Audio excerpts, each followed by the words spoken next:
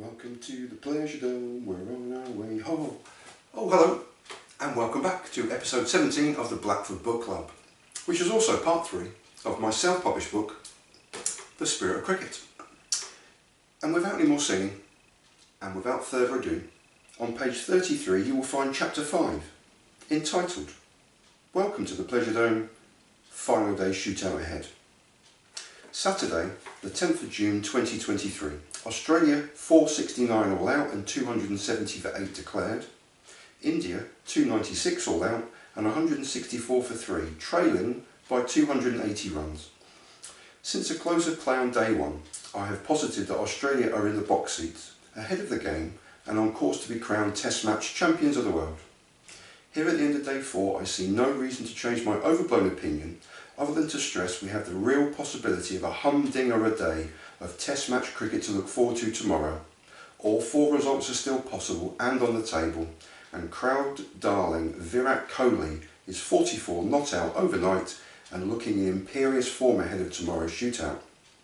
As I stroll along the River Severn in the Shropshire town of Shrewsbury, taking advantage of making yet more memories with my beautiful son, as well as worshipping at the altar of both the town's majestic abbey and a beautiful sun high in a cloudless sky, I was blissfully unaware of Australia's progress from the overnight total of 123 for 4 to their eventual declared second innings total of 270 for 8, whilst not forgetting the small matter of setting India a record-breaking 444 runs to win in the process.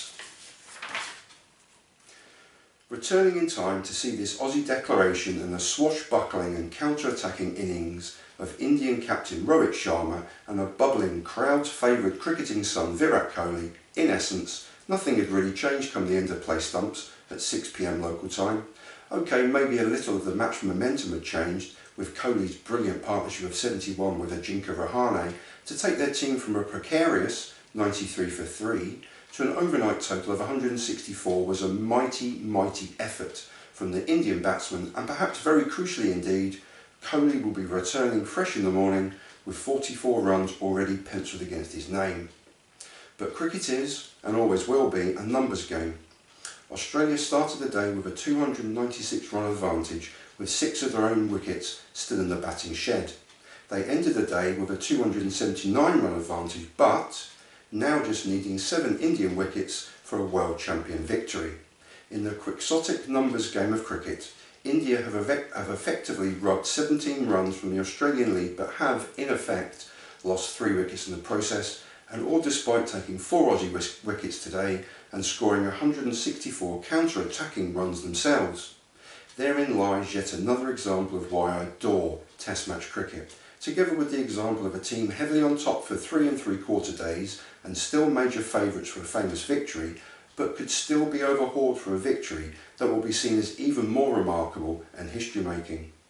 That today, on the surface, appears to have stagnated between days 3 and 4, but it has in fact escalated to the certainty of a final day shootout, all results possible, and the overwhelming favourite since the second hour of day 1, maybe, just maybe, could still be pipped at the post by an outplayed opponent seemingly chasing the impossible. Do not discount Aussie wicketkeeper Alex Carey's 66 not out today to add to his well-played 48 in the first innings. Without those runs, Australia may well have collapsed far shorter of the eventual 444 runs they set for victory, and his 114 combined runs and 3 catches behind the stumps may prove invaluable come the evening session tomorrow. Please also do not discount the captain's roles today, as throughout the Test match, Rohit Sharma blistered his way yet again to 43 runs this evening before making one mistake that cost him his wicket, but his no-nonsense counter-attack started his team's run chase so spectacularly well. His counterpart Pat Cummins has 4 wickets in the match hence far, and is by far and away Australia's most dangerous and attacking bowler. He may have a huge part to play in tomorrow's final day. Which brings us nicely in conclusion to the X-factor of the entire Test match now, Virat Kohli. The Oval in London tomorrow is sure to be 7/8 filled with raucous Indian fans baying for their hero to chase them over the line for a famous victory. If he's still not out at the lunch break, experience suggests he'll have doubled his overnight score of 44 to 88 and combined with his batting teammates will have reduced the Australian lead to perhaps 200. All big ifs, but if Kohli reaches lunch not out and India have lost only 1 wicket, then it's 200 runs to win with 6 wickets in hand and Virat Kohli, bat in hand, cheerleading from the very centre of the oval. That is quite the prospect to look forward to. That said, I still make Australia overwhelming favourites and I foresee them winning and being crowned World Test Champions with a 100-run victory by mid-afternoon tomorrow. Time will tell, it always does. As it will for your humble cricket correspondent, as with the English summer taking a hiatus for a violent thunderstorm this evening, I will be foregoing my travels tomorrow and cannot wait to rise in the morning, make my first cup of tea of the morning and settle in with what could be a stupendous day of Test match cricket. And why not? The grandest of all games may have quite the Sunday surprise in store tomorrow, and the Ashes are now only 6 days away. And that was episode 17 and part 3 of The Spirit of Cricket. And I almost did it without any stumbles. Hooray! Hooray! I'm going to take a celebratory slurp of tea and thank you for watching. There will be links below if you can in any way support me.